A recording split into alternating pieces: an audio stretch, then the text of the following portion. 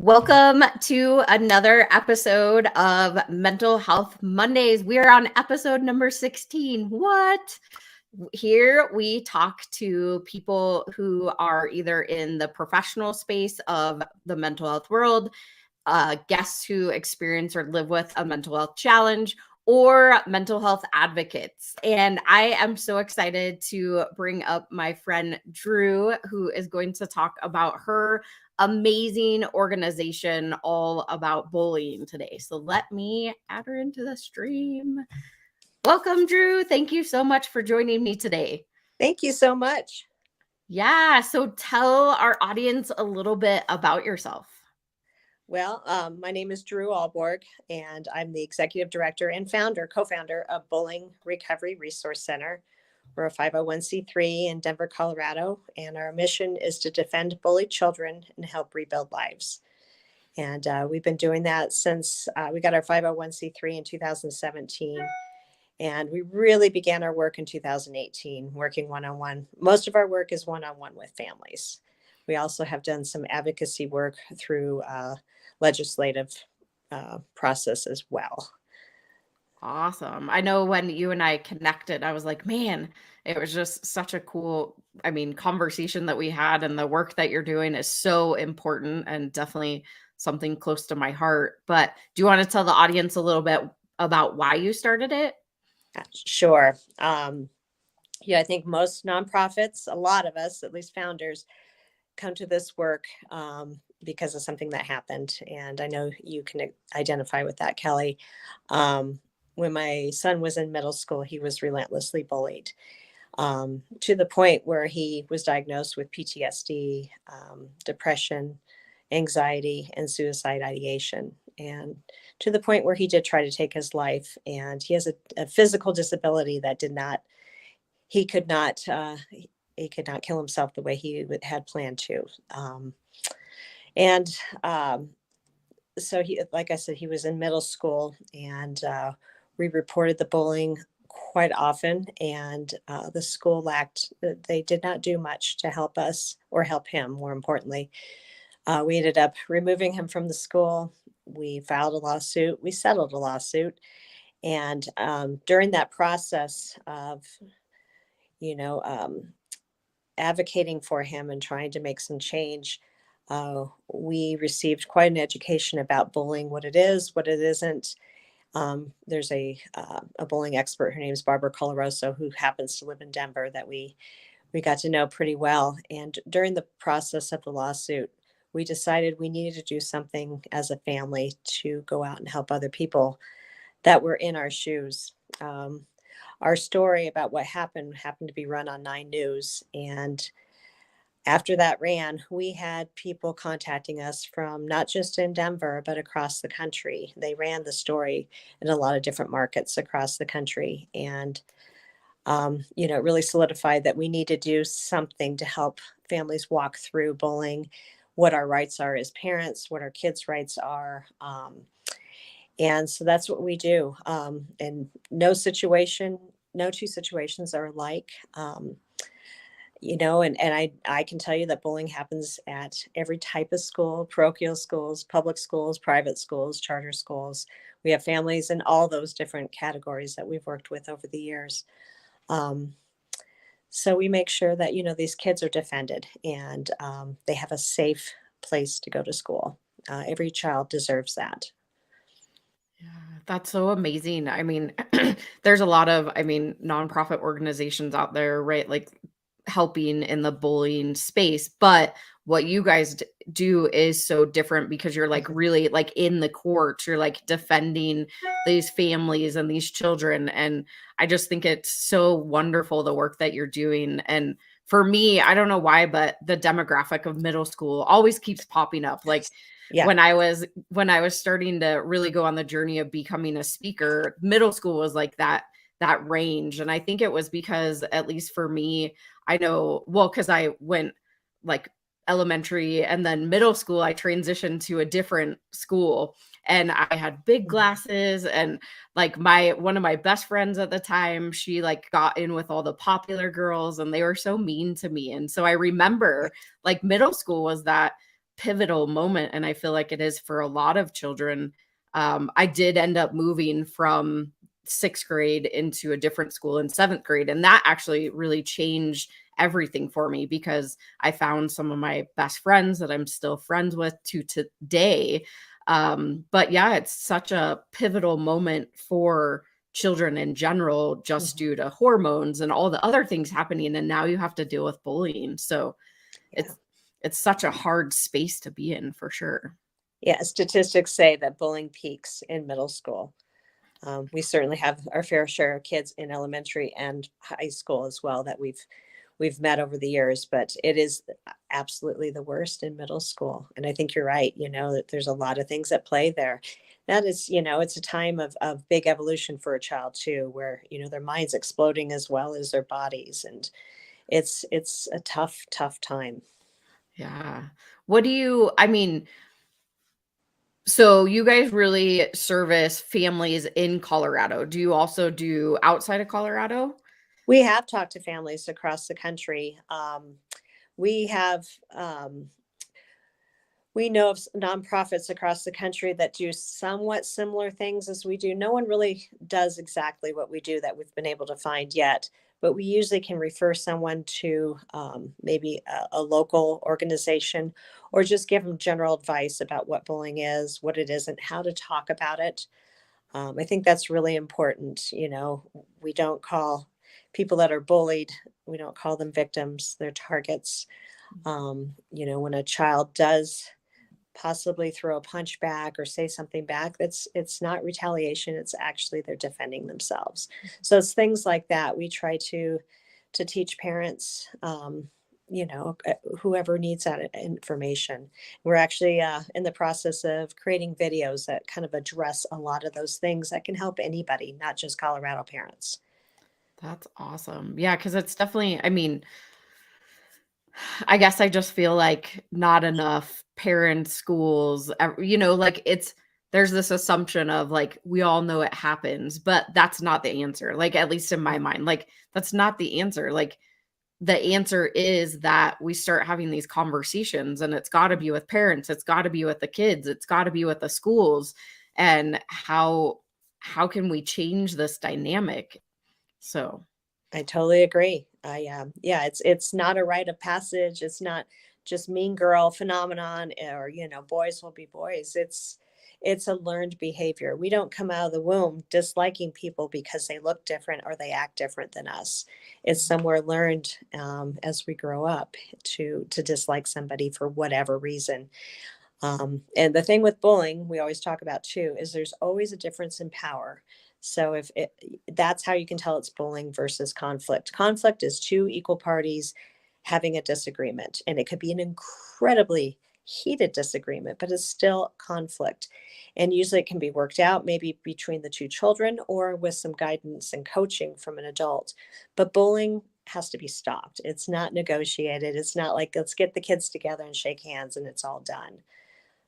So, my husband, who's the director of advocacy, always says that, when this happens as adults, it's called a crime name. It's harassment, or it's stalking or whatever. And those are dealt with, so we got to kind of change our thinking with children too, that it's, the police are involved if that happens, or the courts are involved if we're an adult.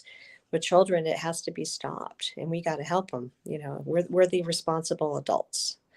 yeah, and that's a great point that you just mentioned too, is like, as adults, it's not considered bullying. It's like domestic violence or abuse, right? Like, there's a lot of other words, but I think one of the thing that popped in my head as you were talking is, I at one point had a conversation with a woman who said that in her past she was a bully. And like, she talks about it from the side of being a bully, and it wasn't intentional. It was a learned behavior for her. And so I think the other conversation that needs to be had is what's happening in these children's lives that is causing them to understand or have this learned behavior. Because generally, from what I have learned and experienced, is that most bullies are being bullied themselves, potentially at home. And I Yes, don't know if that's what you have found. that sometimes can be the case. I think I've thought a lot about, this year we've been incredibly busy, and the bullying seems to be more violent. Mhm. And I have to believe that COVID and the things that we've gone through as a people have affected all of us. And if the parents are upset, or there's that tension, I think it can filter down. I agree, though, exactly with what you said. The child who does bully somebody else, that needs to be looked at, and that child needs intervention and help as well. And I think there's a lot of schools on board with that too. It needs to be looked at. Mom and dad need to get involved and see what's going on and how we can help. Yeah, I always I like cringe as I started getting really into like the mental health space and this work that I do now. I the verbiage of like suck it up or be a man or grow a pair, right? Like I hate those words now. I'm just like it makes me cringe every time I hear it. And then I have moments like so my son is 6 years old, and we had a moment we were in Walmart and he wanted to get so like I have nail stickers and I let him wear them like during Halloween. Well, he loves rainbows, like rainbows are his thing. Mhm. And he found some like press on nails when we were at Walmart one day. And I was just like, he's like, Mom, I want these. But they were like the legit like press on nails. And I told him no, but I had this debate with myself as a parent because I was like, I'm not allowing my child to express himself. But on the flip side, like I know that kids can be really mean, and I Right. don't want him to experience that.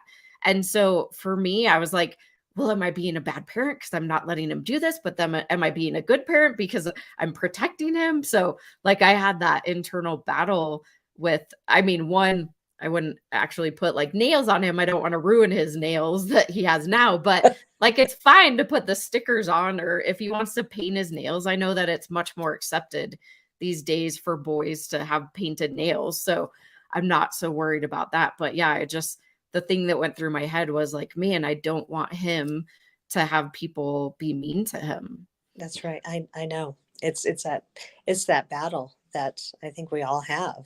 Because I want both my kids are a little older than yours. I have one in college. My son, who was bullied, is now a freshman in college. And the good news I'll tell everybody here is he's doing okay. I mean, we were lucky enough that we could get him a lot of help, and he did a lot of work, and he went to a different school that just they could not have done a better job helping him along, and embracing. They knew what happened to him, and they made sure that he he fit in and had a good experience, and indeed he did. Um, but yeah, I mean, and my daughter, I want her to be able to express herself any way that she wants to too. And I know that there's people out there that might make fun of her because of something that she might wear or do or say, or it's a challenge. It's a challenge being a parent these days. In that, it's always a challenge, but yeah. Well, and I think with social media and all of the other things that they have available now, I mean, I excuse me, talked to my son and my stepdaughter, and I'm like, yeah, back in the day we had a pager, and then we'd have to go like use an actual payphone. And they're like, what are you talking about? Because they have access to so much technology. But I think, I mean, I know that I've seen a lot of um shows and statistics that it is damaging more so than it is helpful, really. So that just adds a whole nother level of trying to be a parent. Well, and when I was a kid, and if I was picked on at school, and I was bullied for a little while, nothing to the extent my son went through, it stopped at 3 o'clock. I walked home, and I got a reprieve for almost 12 hours. Got to be with mom and dad, watch TV, play with the dog. But these kids don't get that anymore. And cyberbullying is just, it's a whole new level and layer. And we've had a lot of kids that have been cyberbullied that we've worked with over the years. So what are they doing? I mean, with that said, what are they doing now in the courts to, I mean, I know, God, I have a frog in my throat. I know that we have that big case of the girl that ended up going to jail because she was bullying her boyfriend, right? Like that was national news Mhm. across the board. What are they doing now, at least in Colorado, to help with cyberbullying? Well, there was, we helped get a law passed in 2021. Um, that was Jack and Kate's law that talks about cyberbullying in schools. If the relationship between the kids is through school, they have to address it. Um, so that's really good news, and it's very important, and there is laws in other states. There's one in it's Texas, and I believe it's a case, if not the one you're referring to, or something similar, where a girl asked the boy to kill himself, and he did. It's against the law to do that in Texas. If you ask someone to go kill themselves, you can be held liable for that action. So, I think it's interesting that different states have different laws. You know, we're working on that stuff here too, especially with Jack and Kate's law that was passed. We're making it.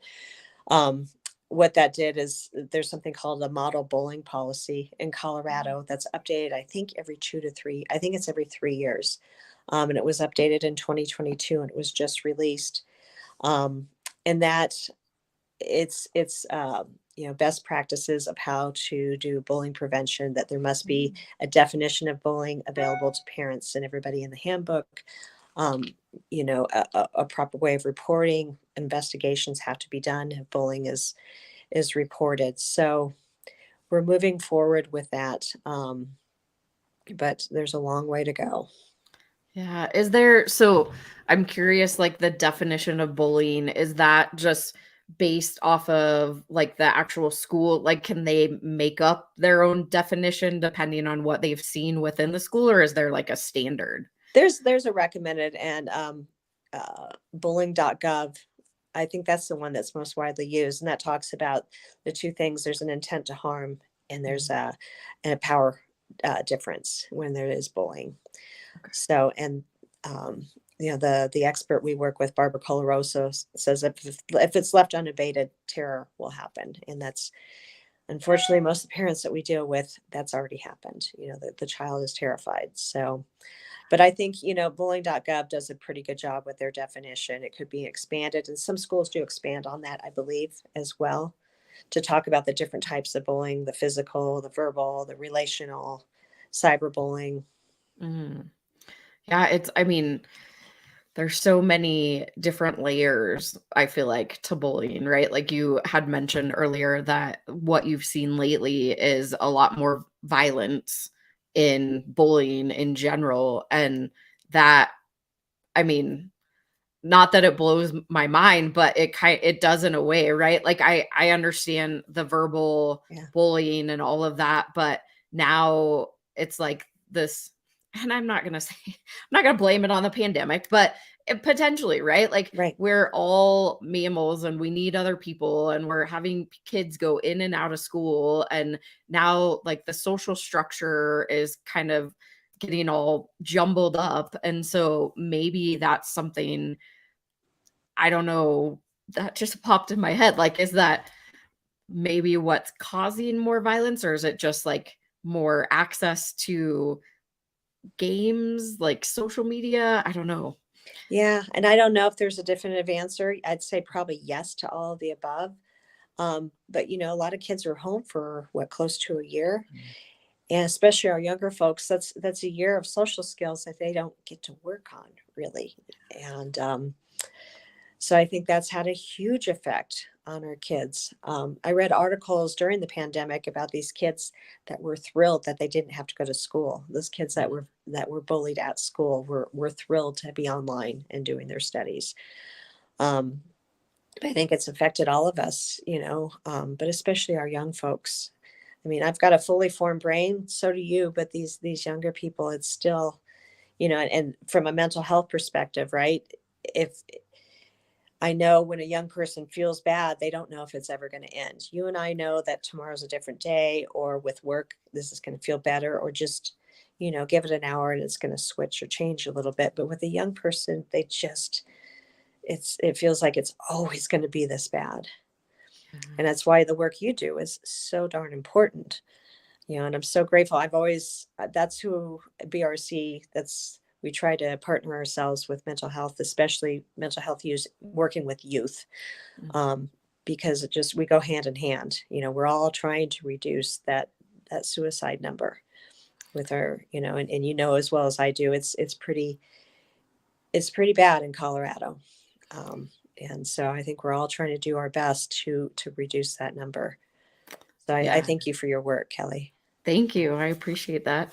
Yeah, I mean, my grant team, so I have a grant team and they brought me a bunch of stats, and the one that blew me away the most was, in Colorado, suicide has been the second leading cause of death for a while, right? But now ages 12 to 14, it's now the first leading cause of death. And I was like, what? And so it kind of brought me back to that middle school range, right? Like, we're not doing enough for the middle school. And I know that one of the very first mental health first aid classes that we did in 2018, we had a mother and her grandma of a 9-year-old that had just completed suicide. And it was due to bullying, and they tried and tried. They moved him from one school to another school to another school. And it was just, he was outwardly gay at 9, and his mom was allowing him to express himself, which she has that right, and he should have that right. But at that age, kids were so mean that he ultimately ended up dying by suicide. And that was a big shocker to me. If a 9-year-old knows how to do that, or that's even a thought, like, that just put me in a place of like, something needs to change. Yeah, absolutely. I had a thought go across my mind. There is a study that was done in the UK, and it's rather old. I think it's 2004, but they looked at all the kids that had died by suicide, and 50% of them had been bullied. Wow. Yeah. So there is a link there. Yeah. So that's what we're trying to do, is affect that link. So tell me a little bit more. Well, that was not the thought that just went in my head. Tell the audience, actually, like, if they need your services, how can they find you? You can find us online, bullyingrecoveryresourcecenter.org or bullyingrrc.org. We're on Facebook, Instagram, and LinkedIn. So you can find us that way as well. We're always available by phone. We're really good about getting back to people, usually within 24 hours. We work at night. We work on the weekends. And we do that because we know sometimes, like, by a Saturday morning, a parent's ready to pull their hair out, and it's like, I don't know what to do. A lot of people found us by word of mouth, but we are starting to grow and people are finding us. We have more advocates now, so we have more people to be able to help the influx of parents that are calling us or emailing us. We have online, we have an actual form that you can fill out and tell us just a little bit about your situation, and we'll give you a call back. Awesome. And I did, so if you're watching, I dropped all your links in the comments. So yeah, so you can find across the board.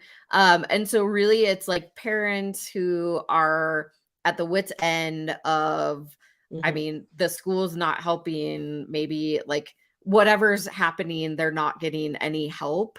Right. And it's really more of finding if you need to go like the legal route or just getting help with bullying, correct? Right.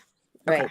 And we obviously try to do everything we can up to a legal level, but we do work with lawyers in town. We work with amazing lawyers in town, by the way, that work in the educational arena and civil rights. So, especially a child who is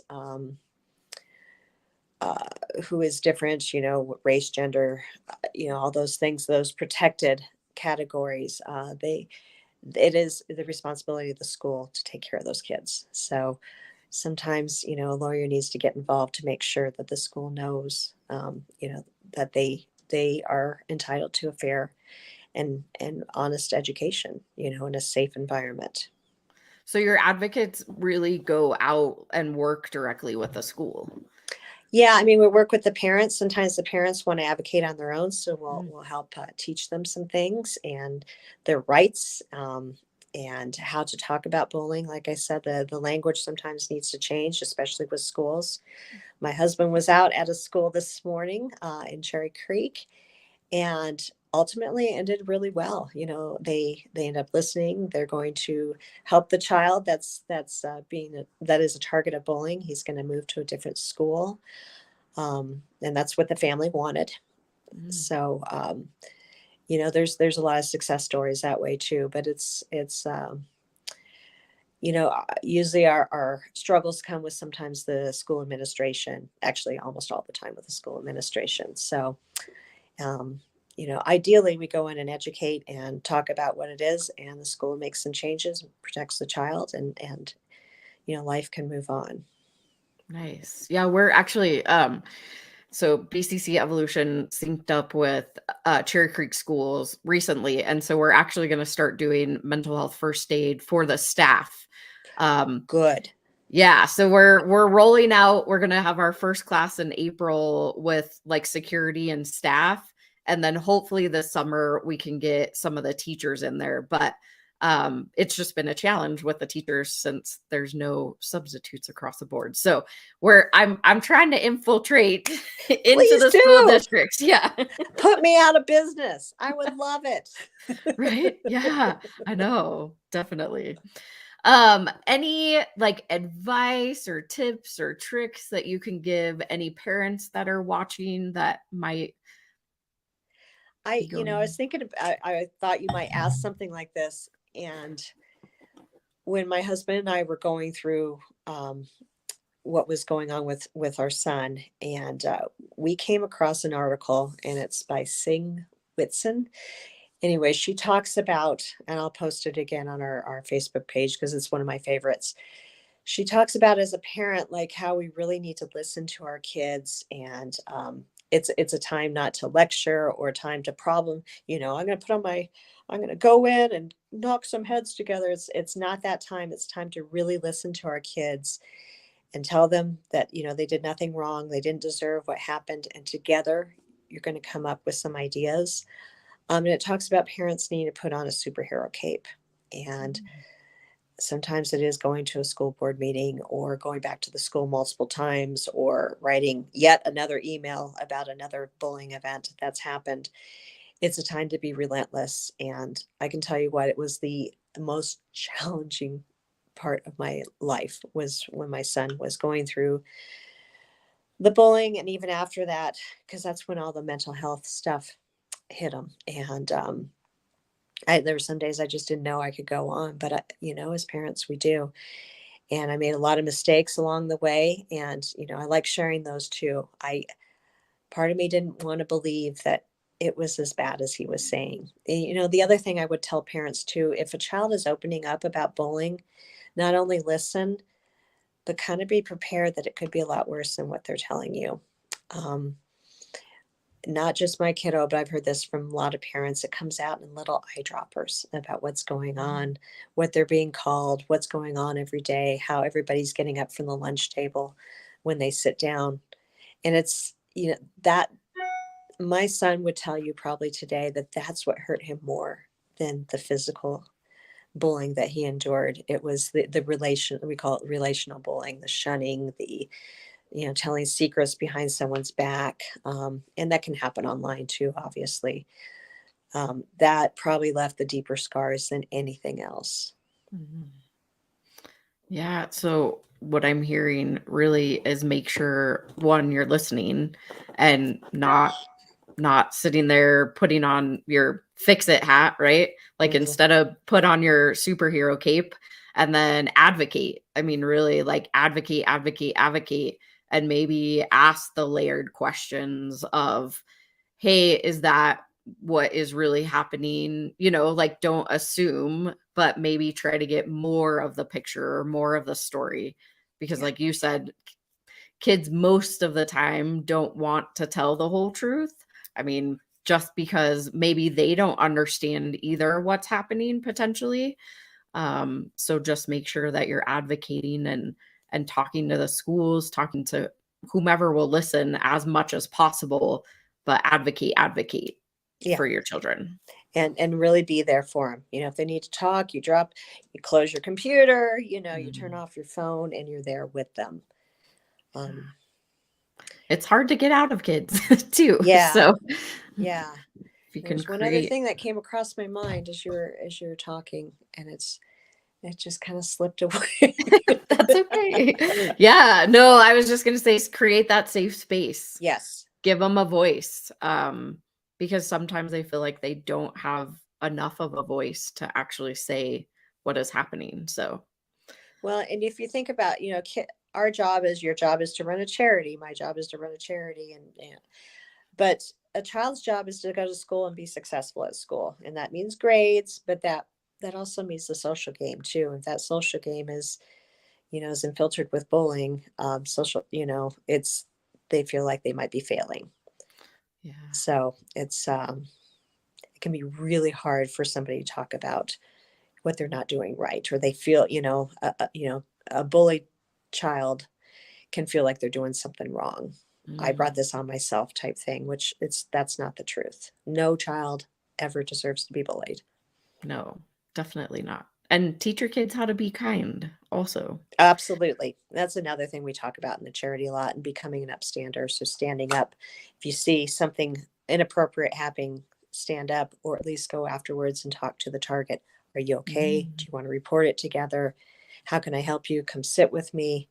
Those things, and you could probably attest to this too, those things save lives. Yeah, definitely. And something that I'm trying to incorporate into when I'm finally able to get into the middle schools.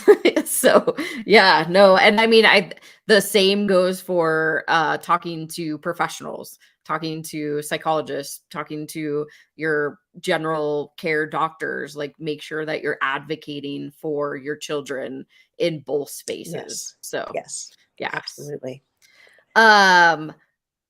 There was something else that popped in my head too, and I can't remember. Man, see, I'm see? not the only one. I know, right? Yeah. No, I wholeheartedly appreciate the work that you're doing. It's not an easy place to be by any means, because I know that you're helping so much, but it's also a challenging space to be, especially when your child went through it, and it's almost like that reliving of what happened, right? Every single day. So, Sometimes, yeah. yeah. Oh, the question that popped in my head. If you had a magic wand and you were able to implement anything within Colorado or across the US, like, what would be that thing that you would want to implement? A lot of the research I've done and over the years talks about like those schools that have less bullying or more successful with bullying, and you touched on it just a minute ago, is where kindness is part of the culture. It's modeled by everybody in the school, all the adults, from people serving lunches to the school bus drivers. It's part of the curriculum. When you read a book, you can talk about bullying, you can talk about kindness, you can talk about how, Dick and Jane might have done something a little differently that would have been better or kinder. So if that is truly can be embedded in our schools, I think we'll see less. It's not going to go away, but it can be reduced. I truly believe it can be reduced. Yeah, that's amazing. I love it. Well, thank you so much. Any last thoughts? I don't think so. Thank you so much for having me on. I really appreciate it. And like I said, I love the work you do. I'm going to take the mental health first aid class. I'm so excited. Yay. I think that'll be, so beneficial. I'll probably end up getting all my posse in there eventually too. Nice. Well, thank you so much. I appreciate you coming on and sharing your story and what Bullying Recovery Resources does, and Resource Center. Like, get it all. BRRC. But I appreciate you. Thank you so much. Thank you, Kelly. All right, y'all. That was another episode, amazing episode of Mental Health Mondays. Again, where we talk to professionals, whether they're in the mental health space or someone who experiences or lives with a mental health challenge or mental health advocates. So go check out Dru's organization. They are incredible in the bullying space. Again, like she said, advocate. Kindness, listening is really, really important when you're talking with your children. Put things away and actually truly listen non-judgmentally. And this is another episode of Mental Health Mondays. We can't do this without our supporters. So become a mental health or a warrior for mental health, and you'll get this super cool shirt. I know it's always hard to see my shirt, but for only $20 or more per month, you get your awesome shirt and you can show the world that you are also a warrior for mental health. And that allows us to bring even more content, more education to you and everyone. So thank you so much for watching. We'll see you next Monday. We're here every Monday at 11-ish a.m. on Mondays. All right. Bye, y'all.